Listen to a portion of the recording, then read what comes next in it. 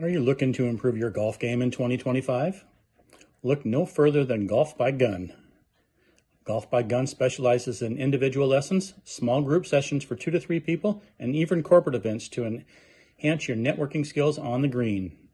In addition, couples golf lessons are a perfect way to bond with your partner while mastering your swings together. Here's an exclusive offer for our listeners. If you mention Chiefs Central, you will get $10 off your first lesson. That's right, $10 off your first lesson. Take your game to new heights and enjoy the sport you love even more. Follow Golf by Gun on Instagram and Facebook for tips and updates, or reach out via email at golfbygun@gmail.com. See you on the course. Well, I'm trying to mask the sounds of fireworks outside. Not What? exactly sure what that's all Why about, is but there fireworks out there on all days of today? Are they just trying to warm up downtown Spokane or what? well, could be. It's pretty nippy out there. I know some of the ponds and stuff are frozen over and people are skating on them right now. It's not just nippy out there. It's colder than shit. Yeah, it's let's see, what is it right now? 22 right now. It was 12 this morning when I woke up. Yeah, I saw 14 when I got up at about 8:30 this morning. So, Yeah. uh but yeah, I'm not quite sure. Maybe Martin Luther King Day activities or the inauguration today. It's just been a crazy day today. There could be some celebration of something. Yeah, but yeah, yeah, Hopefully it's really fireworks and like a celebration. well, I saw fireworks about half an hour ago or so Okay. down there, kind of coming from the park, like where they do fireworks down there. But now I'm not so sure, but because I can't see Maybe it's anything, tied to so the Chinese New Year with the celebration of TikTok now being up and running again. yeah, still not available on the App Store though. Um, Bill? Yeah, I made the mistake of deleting the app Uh-oh. when the server shut down the other night, and now I can't download it again. So it is what it is. But like I was telling you, TikTok's one thing I don't really care that much. But the program that I use to edit these podcasts is CapCut, which is also owned by ByteDance. So I couldn't use that for a couple of days here too. But now it looks like we're up and running Oh, again good. there. So I'll be able to do that without having to download another program. So that's definitely a good thing. But Oh, yeah, definitely. yeah, what a crazy day in America, huh? Yeah, let's just, yeah. That's all We'll I can, just leave it at that. We're not a political that's all I, podcast. I've talked enough politics the last few days, so yeah. we'll skip that and get into hockey talk. My only question is who's the president and who's the vice president? I Trump know, and Trump and Musk. Who's got the role of who? I know. Yeah. Yeah, insane. But whatever. It is what it is. Nothing we can do about it. Are you still on your Twitter ban though? Yeah, I am. Yeah, I traded Facebook jail that I used to get all the time on, talking shit in WHL talk or on WHL memes or whatever, and traded it in for a Twitter ban for a week. Well, So you're an up and coming influencer. yeah, I'd like to say so. Yeah, Maybe I can get a pardon from Trump. possibly, possibly. Anyway, enough political talk. Okay. Just get into the hockey talk. So we had 3 games since our last show, and another great couple of performances from these guys. Yeah, Um, you very much know, so. that 12-2 win in Wenatchee last week, followed up by a 10-0 shutout of the Kelowna Rockets and Andrew Crystal's return to Kelowna. Um, all Chiefs that game. I mean, Kelowna just did not show up. The Chiefs were ready to go, and definitely Crystal was ready to play back in Kelowna again. Yes, he was. And nice seeing the Chiefs on YouTube for free that night as well. Yeah, it was. It We get was. that again this Wednesday with Everett. And you were on there with on the chat part on YouTube with this account. Yeah. I talked just talking to some guys and trying to recruit some more listeners and followers, and it actually ended up working pretty well. And it was Good. actually kind of fun just interacting with the chat and stuff too. So I'm thinking maybe even though we'll be at the game this Wednesday, the Chiefs are on Wednesday night in the dub again with Everett in town. But maybe I'll just hop on my phone every once in a while and Nice. and do that again there and see what happens. But first time the Chiefs are on this Wednesday night in the dub this year for the free game of the week on YouTube. Uh, and I mean, they put on a hell of a show for us. Yeah, they did. Uh, That top top line going to work again. Yeah, it was fun to watch for the second game in a row. No kidding. I mean, two games alone, the last two games with the Wenatchee and the Kelowna game, 22 combined goals That's bananas. for the Chiefs. And then if you take into account the games Friday, Saturday against Prince George and Lethbridge, you add another seven to that. Yeah, I mean, just unreal numbers put up of these guys right now, yeah. and it's not just the top line that's putting up these numbers. No. That's what I think is the most impressive part is you have guys up and down the lineup that are contributing. Defense, offense doesn't matter. I mean, obviously your top line is putting up ballistic numbers right now, but you have the third, fourth, even I mean second, third, fourth lines all putting up Hmm. numbers right now at a insane rate. I mean, Mathis Preston's line with Harrington and You won't. Coco has just been lights out. And I just really like overall where this team is right now. No, yeah. It'd be hard not to like where they're at right now. It's really fun looking at this the game center sheet for the game on Wednesday up in Kelowna, seeing all 10 goals. It's all red just because they were all Chiefs. Dawson Cowan picking up his, I think, fourth shutout of the season. Yep. Leading Now the leads league, the league, I believe. he leads the league in shutouts, leads the league in wins with 22 wins as well. So really cool stuff there, beating out some incredibly talented goalies like Josh Ravensbergen and Max Hildebrand. So goaltending has just been so consistent for the Chiefs all season this year, Hmm. and that's a big reason why the Chiefs have been as good as they are this year. And scoring alone, you'll win a lot of these games. But Dawson Cowan's kept us in a whole Oh, hell of a lot of games this year. we say it every week. Yeah.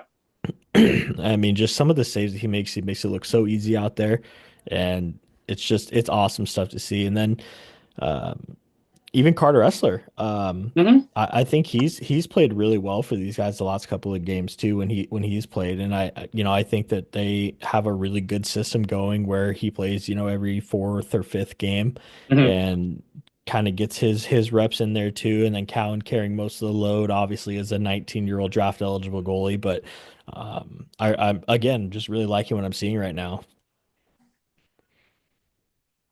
What are your overall thoughts on the last three games? Just, I mean, there's a couple, downsides that we could chat about a little bit. Hmm. But I think overall it's majorly positive. Oh, yeah. Yes, I would have to say so for sure. I impressed with the way the team has come together since the trade deadline. And once Catton got back from World Juniors and Sarkanoff too, they're gelling. They kind of look like they did going into Christmas break. Honestly, when they were on their 10-game win streak, they're kind of right back there again. Even with a couple of losses here and there, they still look the same. I don't see a change in what I see out there. I don't either. The compete level is there all the time. Even in the kind of the game that didn't play so well on Saturday night against Lethbridge. We'll get to that here in a few minutes, but the effort was still there. Yeah, Yeah. definitely. And if we're going to go back to the game in Kelowna on Wednesday, I think that overall it was a complete utter domination by Spokane. Yeah. I mean offensively, yes, but I mean even defensively Mm-hmm. we were dominant and shut Kelowna out and didn't give them very many scoring opportunities whatsoever. I mean, we pretty much doubled their shots, out shooting them 50 to 27 on the game, Mm-hmm. which is huge. Power play continues to stay hot. Dominating in the faceoff dot again. That's something that, going into Christmas break, we were one of the top teams in the league faceoff winning percentage. And then, after the break, after we, finally lost to Prince George to end our winning streak, I felt like we kind of fell off in that department a little bit with Owen Martin going out with injury. That's one of our key faceoff guys, Yeah. and then Catton going off to World Juniors and everything too. But I feel like in recent weeks, the numbers have kind of jumped back up a little bit. I've noticed Rass winning a lot of faceoffs. I've Mm-hmm. noticed Catton, obviously, um, Coco Armstrong on the third line. I mean, he's not a natural center either. He's a winger who got moved to center to play on that line, and he's doing an insanely good job at winning faceoffs. Mm-hmm.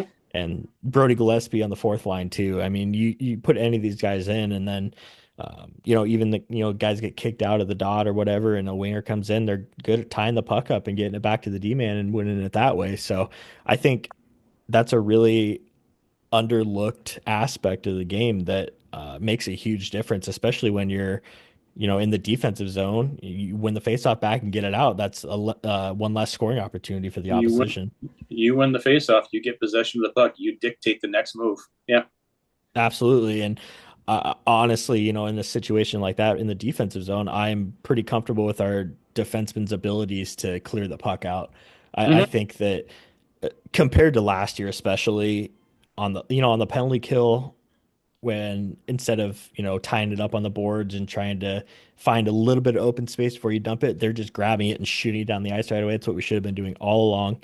And I think it's the same kind of thing if you're just trying to chip the puck off the glass or whatever too. It's something that Yeah. I've really noticed the last 5 or 6 games that we're doing a really, really good job of. Yeah. I feel like it's an emphasis with the coaching staff this year to do that, Well, and which is it's which such has a been big different. yeah, it's such a big aspect. The little things can make the most difference. So, Hmm. um, yeah, that's really huge. So, go back and kind of recap the goals in the Kelowna game, and then kind of give our overall thoughts on the performance itself. But got it started pretty early in the first period. Mathis Preston picking up a goal, snipe from the left-hand circle, and then Andrew Crystal gets his first goal in his return to Kelowna later in the first period and going to the first intermission up 2-0.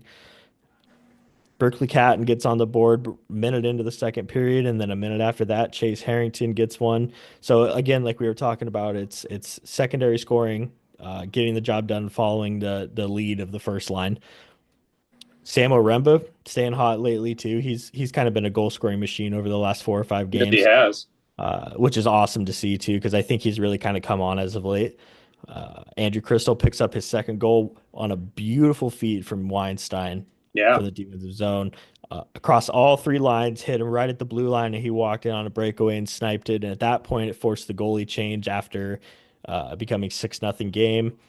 Chase Harrington picks up his second goal of the night in the power play about halfway through the third period. And then a minute later, Brody Gillespie gets on the board.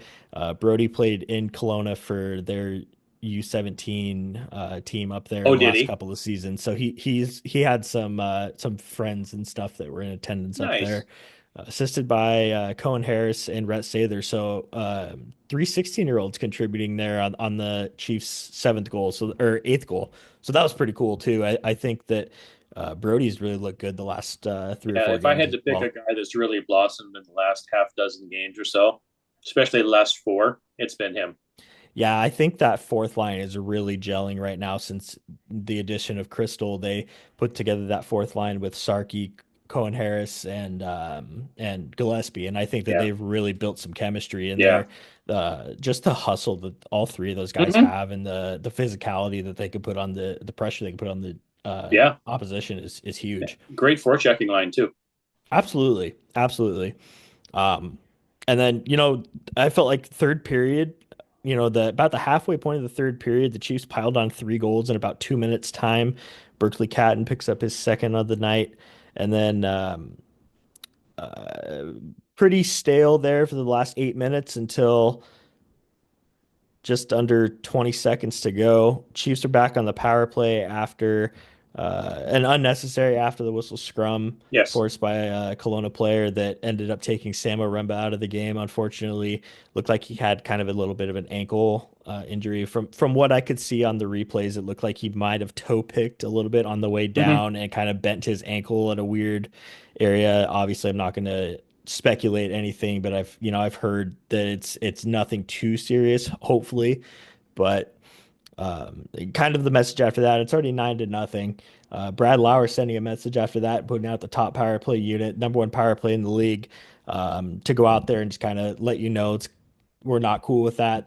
Yeah. Kind of an FU goal, for Hmm. lack of a better term. Berkeley Catton picks Exactly. up picks up his first hat trick of the season, and that ends capped the scoring with 18 seconds left of the third period. The Chiefs picked up a 10-3 victory or a 10-0 victory, and that was their second win in a row. 22 goals in those 2 games between Wenatchee and Kelowna. How insane is that? Crazy. I mean, it has. I don't even know if we've ever scored double-digit Huh? goals in back-to-back games. Not that I'm ever aware of. I remember a couple of seasons in the early 2010s and everything where we'd put up 10 a couple times a year. We had, Tyler Johnson, Kyle Beach, Hmm. that kind of stuff. But I don't think we've ever done it back-to-back games, putting up double-digit goals. Yeah, not that I'm aware of. That's just insane to me.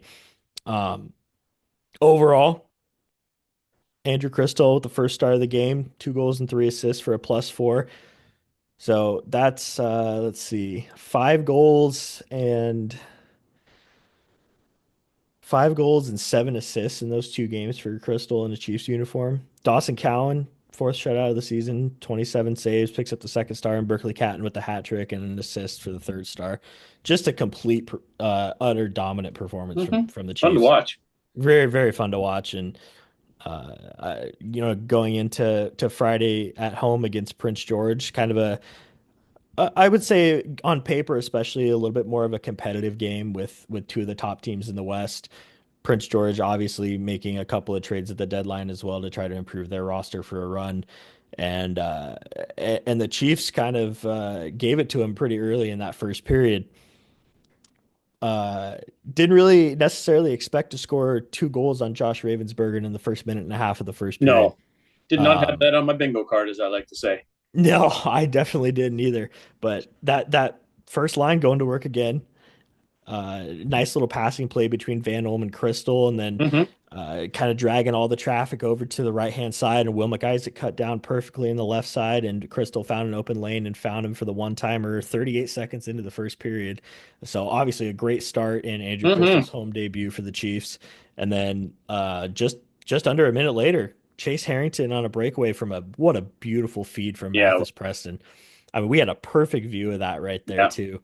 I went back and watched some of the highlights from that game afterwards, and yeah, I mean McIsaac just chipping it up the wall, find Preston right there, and Preston knew that Harrington was taking off. I mean that line has built so much chemistry in the last Yeah. 2 week, 3 weeks. Knew he was taking off and just no look flung it and right on the tape, and he walked in on the breakaway and beat Ravensburg. So Chiefs up 2-0 against the Prince George Cougars a minute and a half into the game. Chiefs would get a power play about halfway through, and Berkeley Catton would pick up another goal, make it 3-0. So 3-0 Chiefs after the first period, out shooting PG 23-5 after the first period. That's a lot of shots.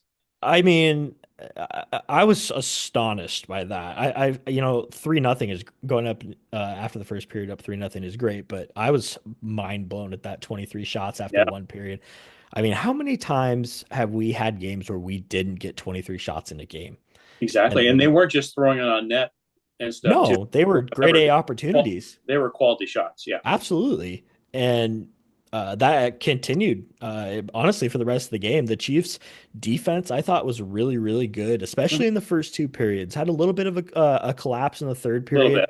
bit. But I feel like that was more so just taking the foot off of the gas a little bit too Hmm. much, which you can't do against any team in this league, but especially against a team like Prince George because they can make it a 1 goal game pretty quick. Quickly. Yeah. So Tarek And Parasak did end up getting on the board on the power play for them. they could have very easily made it a 1 goal game if we didn't score shorthanded after that. Yeah, exactly. Yeah, Tarek Parasak getting a goal on the power play. Josh Ravensbergen, a pretty good playmaker too. Yeah. Chiefs got caught on a bad change, and Parasak went in on a 2-on-0 with Riley Height and ended up putting it between the pads of Cowan to make it a 3-1 game at that point. But the Chiefs answered back about 3 minutes later. Shea Van Olm getting on the board again on a rebound on the power play of a Berkeley Catton shot. And then just over 3 minutes later, shorthanded goal by Coco. Yeah. What a great individual effort on that play, chipping it by the guy, and then he had the speed to blow by him, and then just sniped one past Cooper Michaelick, who had come in for Ravensburg, and after Van Olm's goal, which I wanted to get your opinion on that. I feel like that was a little bit of an odd time to pull Ravensburg, and I I thought feel he should, like if he was going to pull him, I felt like he should have pulled him sooner. yeah, I felt like, if you're gonna pull him, it should have been after at least the third goal in the first Yeah. period. Because I felt like between that Berkeley Catton goal in the halfway through the first and then that Shea Van Own goal, Ravensburger was pretty dialed in. And He'd already made like 45 saves. Yeah, I felt like he had been really, really good, especially in that time period. Um, shutting down some grade A chances for the Yes, he Chiefs. did. But nonetheless, Cooper Michael gets to play in Spokane again this season. So it was good to see him, and he made a couple of good He saves played as well when good. he was in there. Yep. So definitely cool to see that. But Coco Armstrong ends up beating him shorthanded on just a perfect shot. And then so the Chiefs were up 5-1 at that point going into the third period. Pretty scoreless third period up until about 2 minutes left. I thought, like we were just kind of touching on a little bit, the Chiefs kind of fell a little bit flat defensively in the third Yeah. period. Um, obviously not something that you like to see, but they still ended up kind of shutting down the top-notch opportunities for PG. Hmm. Another fluky little power play goal late in the third period by Cohen Zemer get to make it a 4-2 or 5-2 game at that point, and that ended up being what the final score was. But Chiefs 2 for 10 on the power play, and then 5 for 7 on the penalty kill. So a lot of penalties that game. There's There was, and definitely not a some. lot of like, I don't want to say legit penalties, but there's a lot of chintzy stuff called there too. Yeah, I felt like in those games against top teams, you got to let these boys play. Yes. And obviously, I love being on the power play because we have the number one power play in the league, and it's fun to watch those guys work the puck around the way that they can. But 10 power plays in a game for any team is a little insane, if you ask me Hmm. personally. Well, But and for the first half of the game, I felt like we were the only ones drawing penalties too, and it did end up evening it up a little bit closer at the end. But I don't understand how all of those penalties did not disrupt the flow of the game. It actually flowed pretty well because that much activity, I guess, as you want to call it, typically disrupts the flow of the game and gives it no, good feel or anything too. It still was a very fun game. I don't know. yeah, yeah. Well, the Chiefs had 5 of the first 6 power plays in the first Yeah. period. So, yeah, that's definitely something that obviously, I like seeing us get that many power plays if, we're drawing the penalties like legitimately and And everything I felt too. like we But were for the oh, first. definitely. We were Yeah. moving our feet. We were moving our feet and drawing the high sticks, the hooks, charges, or trips. Nathan Mays got a charging penalty, which I thought was a little bit questionable. But you have to even it up. The refs got to make it look better on their Yeah. end. You can't look like you're favoring one team. But yeah, just a lot of penalties overall in the game, and then a lot of misconducts handed out in the third period from the top PG players. And Chichkin got that major for cross-checking on Yeah. Sarkinov, cross-checking him in the teeth, which was a It was the right pretty, call. pretty, It was pretty uh, blatant. pretty dumb play. Yeah. Um, It was blatant. Yeah. for context, Chichkin boarded Cohen Harris through the open door in the Prince George bench. And so No, no Sarkinov, call, by the way. yeah, no call. Sarkinov just kind of went over to Chichkin and just kind of said, he didn't really say anything, just kind of got in his face. And then that's when, as he was cross-checked him right in the teeth, and then he ended up having to go back and get the cage put on. But um, yeah, kind of an unnecessary play for sure. But nonetheless, Chiefs ended up picking up the 5-2 win for their third straight victory. Hmm. And going into Saturday against Lethbridge and Bill Peters returned to the Spokane Arena.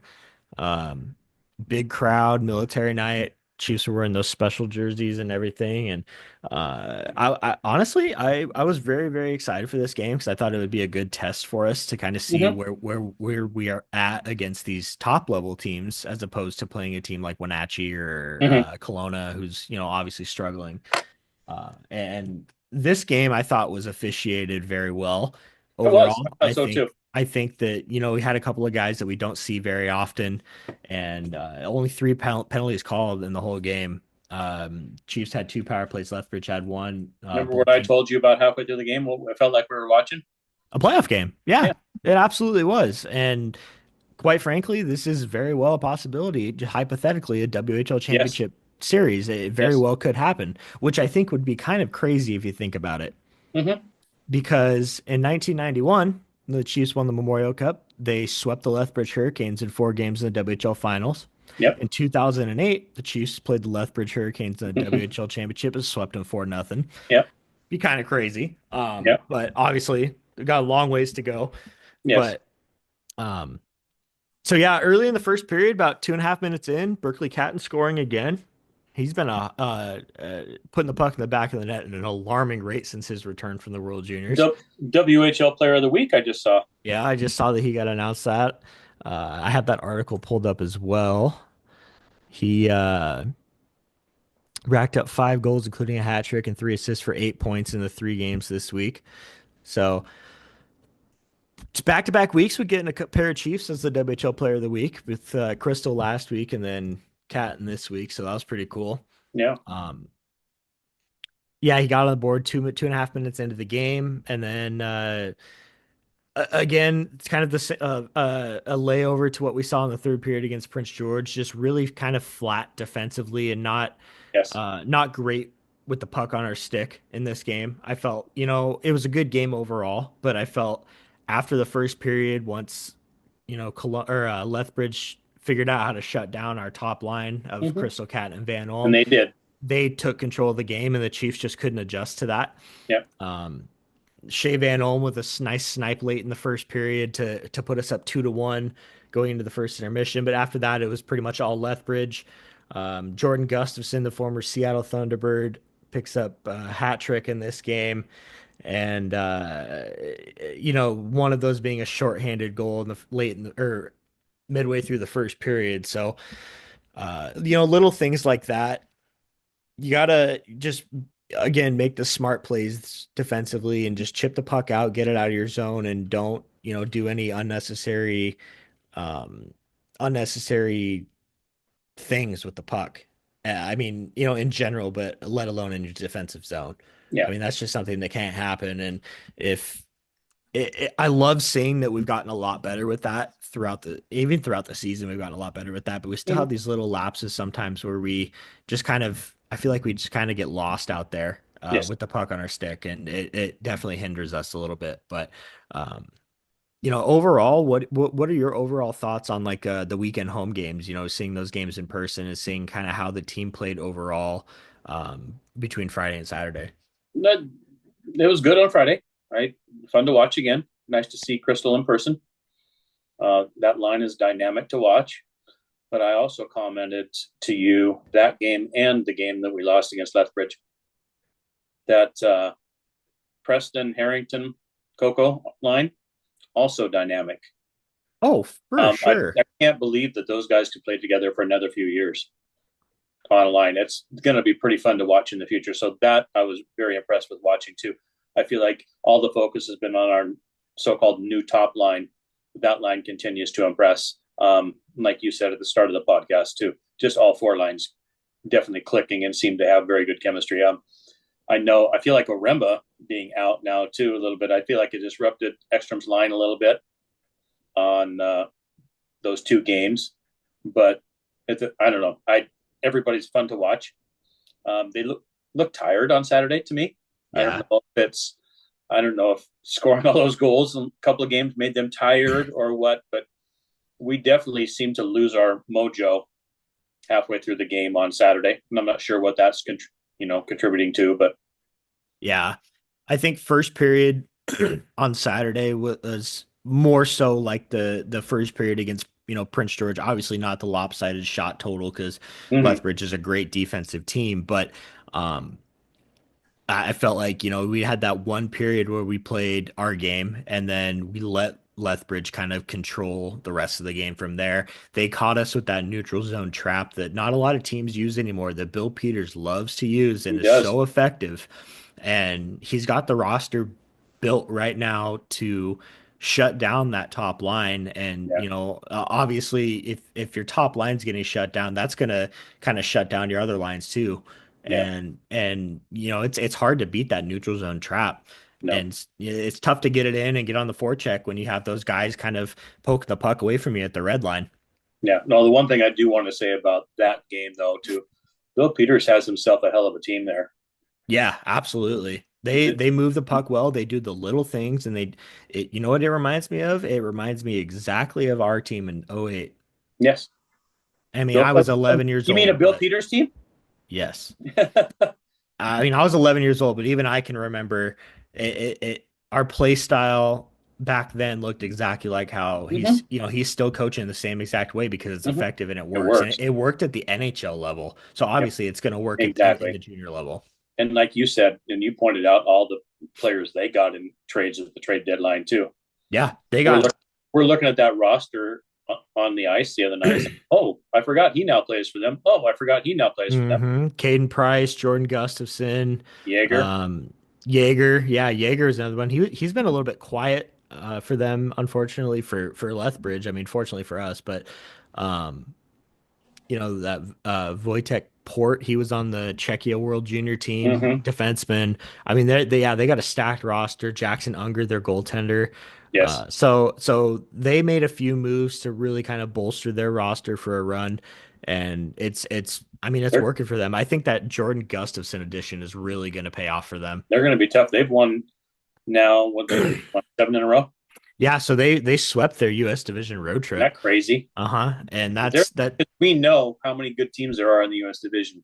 Yeah, definitely. And what's funny is I feel like they kind of I don't know all of the finals off the top of my head, but like the teams like Portland and Everett, I feel like they kind of dominated those games Mm-hmm. and won that kind of a fashion. But then they played Tri-City, they were in overtime and they won in overtime, and then I think they scored a late goal in Wenatchee and barely beat Wenatchee too. So Mm-hmm. it's like kind of a similar thing that we tend to see with the Chiefs every once in a while, where you go into these games against, um, lower teams in the league and kind of play down to their level. Mm-hmm. And the bigger games, the teams like Everett, Portland, we show up and play our system, and it usually ends up being beneficial. So that's another thing that's just so interesting about the dynamic of the WHL too. It Yeah. doesn't just happen to one team; it happens to everybody. Yeah. So it goes to show that, but they're mentally tough, and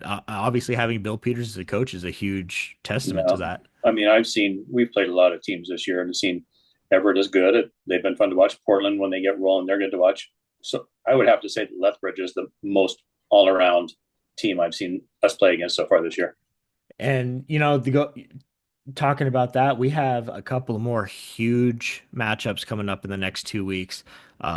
This weekend, we got Medicine Hat coming into town. Mm-hmm. That's another team that's toward the top of the Central Division Mm-hmm. with, Gavin McKenna. They made some huge moves at the deadline as well to kind of bolster their roster.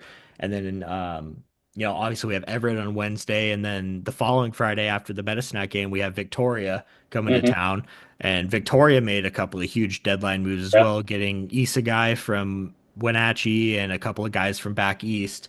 And then we play Everett again at home the next night. So we got a tough end to January here, and I think it's going to be Yeah. a real big test to see where these guys can go the rest of the season and into the playoffs, because it's gonna tell a lot about how they're going to be able to perform. Mm-hmm. But I mean, overall, again, I'm loving what I'm seeing right now from these guys. Overall, I mean, I think that yeah, there's a couple things here and there that can be fine tuned and switched up a little bit, but I think in the thick of things that we're in a really good spot right now. Yeah. Oh, Um, I think so. second in the Western Conference, and I mean, obviously I think we're still 12, 11 or 12 points behind Everett. So it's going to be really tough to catch them, but Yeah. we're still, at least for right now, if the season were to end today, we're in a home ice advantage spot in the playoffs, Yeah. which is huge. So I'm hoping that we can kind of keep rolling where we're at and stay ahead of Portland and stay ahead of Victoria and PG, because I think those are the three teams I think we really got to watch out for right Mm-hmm. now. I haven't really been following Portland too closely the last few games, They but gave up 10 the other night. I On did see that they're on their Eastern trip right now. They lost like Uh, 10 to 3 or something like that. yeah, I did see that. So I'm looking at the standings right now. So uh, We're 5 points ahead, we are 5 points ahead of PG and Portland, if I and remember correctly, yeah, we're 5 points ahead of and Portland PG and or Portland. MPG. Huh? Yep. and then 1 point ahead of Victoria. So Victoria jumped Prince George in the BC division. They're Wow. 4 points ahead of them in the BC. They've been on a hot streak lately as well. So I can't remember if have we played Victoria at all this year. I don't know if we have. I feel like we played them once after we played. I feel like we played them after we played Everett the first time over in Everett, but maybe not. Maybe we did, but I'm really curious to see how they're going to play after their acquisitions at the deadline. Last year they fired their coach and GM like halfway through the season because they were struggling kind of in the same spot that the Chiefs were in, and then they ended up signing the general manager, or it wasn't the general manager, it was the head coach of the Winnipeg Ice before they moved to Wenatchee. Just a very good coach out at Wenatchee, and now they have him in Victoria, and he's completely turned their team around, just like Brad Lauer's turned around Spokane too. So Yeah. I think it's going to be a really tough matchup with them. I'm really looking forward to seeing that one. I'm really looking forward to this Everett game on Wednesday. I think this is going to be just like I said last time we played them a couple of weeks ago. It's like could be a preview of a Western Conference final. Mhm. It very well could happen, and really looking forward to seeing Landon Dupont play. Yeah. That's going to be really fun. And hoping that, yeah, it's going to be on a Wednesday, but hopefully we get a kind of a decent crowd for it. But we'll have to wait and see. Um, that's all I have recap wise. Do you have anything else? No, just again, I liking this way this team's going. If we can win 3 out of every 4 games we play the rest of the season, I'd be okay with that. Yeah, me too. I mean, it's I'm still in shock sometimes watching how much differently they're playing compared to the last few seasons. Yeah. Yeah. TC texted me after Catton scored our first goal on Saturday night and said it's like watching McDavid and Draisaitl with the Mm-hmm. Oilers out there. Mm-hmm. The junior hockey equivalent of, Mm-hmm. of those two. And it's mind blowing to see how natural their chemistry is out there. Yeah. Um, and another thing that I wanted to bring up to you is, the power play right now we have our first line out there on the power play with Ulmer, Cat, and Crystal Ekstrom, and then Crampton on the blue line. Crystal and Catton are so good at those cross seam passes Mm-hmm. that and both guys are such deadly snipers too that Yeah. all the teams have to kind of flow over to one side. So when the other guy doesn't have the puck, you're leaving this guy wide open out there. So then eventually they'll start to kind of split and even it out a little bit. And then you have so much space up at the top of the blue line for Crampton with the puck to feed either of these guys down here. Yeah. And I mean, their chemistry is it's just worked out so well. And then we're so good with that bumper spot down low below the goal line too, especially on the second power Yeah. play unit. I How really, many times did they try to set up Ekstrom the other night for that? I know, and I'll tell you what, Rass is due for one He is. because he hasn't scored in a while, and he's definitely due for one. And I'm really hoping that he can get the monkey off his back and get going because he's a key guy on our Yeah. team, Oh, very much so. without a doubt. A leader on and off the ice, and you definitely want him to be putting the puck in the back of the net because he has a hell of a shot. Yeah. So anyway, you can kind of get him one to get the monkey off his back would be awesome. I'm sure it'll come sooner rather than later. But you have the second power play unit with Shetler on the point, Preston, Harrington, Oremba, and I'm missing somebody, Redmond, I think, is Mm-hmm. on it. The way that they can work around, they don't move around as much as our first line does up there, but they kind of run the same little umbrella. Mm-hmm. And I really like the Preston and Harrington's ability. It's like a mini Catton and Crystal out there. Oh, I very. mean, Yeah. I mean, they play exactly the same way out when they're on the power play, and Shetler at the point being the perfect guy to kind of toss it to either side if they can't get that cross ice pass, and then they have Oremba down low, and then Redmond sitting out front. It works perfectly, Yeah. No, and Shetler is so good at quarterback. I'd love to see Shetler on the first power play line, honestly. I would too. And that those couple of games when Crampton was out with illness, they had him on that top unit and he fit in well. He played a Yeah, great I thought game. I thought they moved the puck a little bit better with him up there on Yeah, that. definitely. Well, yeah, like you've said before, it's like he's so good at moving laterally at the blue line, Yes. and his puck handling is just night and day improvement from last season. Hmm. He looks like a completely different player out there, getting some experience under his belt, Yeah, obviously, and being scouted by the NHL Central Scouting, which is awesome for him. I really hope that he ends up getting me too. selected this year. Me too. Um, but yeah, man, overall, I'm super thrilled with how everything is going right now, and I really hope they can kind of continue where they're at. Yeah, me too. Clean up a couple of those defensive turnovers and everything too. And I think we got a real shot at making a solid run here come Hmm. end of March. Yeah. Remember the question I posed to you? What happens with the curtains on the upper level on the other side when it comes to playoff time, or that this team gets to where they start drawing more and more fans? Does that stay up and they just limit the number of tickets, or do they open that up? I hope to God they just open it up. They should. I feel like we have the second best attendance in the entire CHL. So, we're pulling 8,000 people for Friday night games right now, Hmm. which is not something that we've been able to do the last. I mean, even in our last deep playoff run in the 18-19 season, we weren't pulling those numbers during the No. regular season. So why not? I mean, Hmm. you're pulling 5,000 or not five, probably 3,000 more fans than you Hmm. were on a Friday night, in previous years. Hmm. I get that they say it's a staffing issue, but I quite frankly I don't buy that.